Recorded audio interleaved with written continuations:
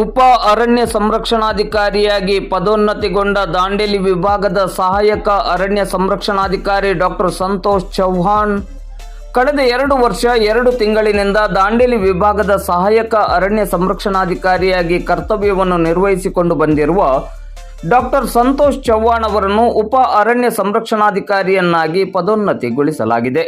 ಈ ಬಗ್ಗೆ ಇಂದು ಮಂಗಳವಾರ ಮಧ್ಯಾಹ್ನ 12 ಗಂಟೆ ಸುಮಾರಿಗೆ ಮಾಧ್ಯಮಕ್ಕೆ ಮಾಹಿತಿ ಲಭ್ಯವಾಗಿದೆ.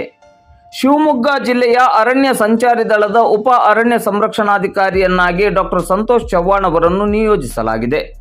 ಮೂಲತಃ ವಿಜಯನಗರ ಜಿಲ್ಲೆಯ ಇಂಡಿ ತಾಲೂಕಿನವರಾದ ಡಾಕ್ಟರ್ ಸಂತೋಷ್ ಚೌಹಾಣ್ ಅವರು ಹೆಬ್ಬಾಳದ ಪಶುವೈದ್ಯಕೀಯ ಮಹಾವಿದ್ಯಾಲಯದಲ್ಲಿ ಪಶುವೈದ್ಯ ಪದವಿಯನ್ನು ಪಡೆದುಕೊಂಡಿದ್ದಾರೆ.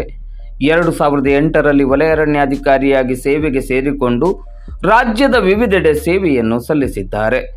ದಾಂಡೇಲಿ ಹಾಗೂ ಜೋಯಿಡಾ ತಾಲೂಕು ವ್ಯಾಪ್ತಿಯಲ್ಲಿಯೂ ವಲಯ ಅರಣ್ಯಾಧಿಕಾರಿಯಾಗಿ ಈ ಹಿಂದೆ ಸೇವೆಯನ್ನು ಸಲ್ಲಿಸಿದ್ದರು. ಸಹಾಯಕ ಅರಣ್ಯ ಸಂರಕ್ಷಣಾಧಿಕಾರಿಯಾಗಿ ಬಡ್ತಿಗೊಂಡು ಬೇರೆಡೆ ಸೇವೆ ಸಲ್ಲಿಸಿ ಕಳೆದ 2 ವರ್ಷ 2 ತಿಂಗಳಿನಿಂದ ದಾಂಡೇಲಿ ವಿಭಾಗದ ಸಹಾಯಕ ಅರಣ್ಯ ಸಂರಕ್ಷಣಾಧಿಕಾರಿಯಾಗಿ ಅತ್ಯುತ್ತಮ, ದಕ್ಷ ಹಾಗೂ ಜನಪರ ಕಾಳಜಿಯಿಂದ ಕಾರ್ಯನಿರ್ವಹಿಸಿದ್ದರು.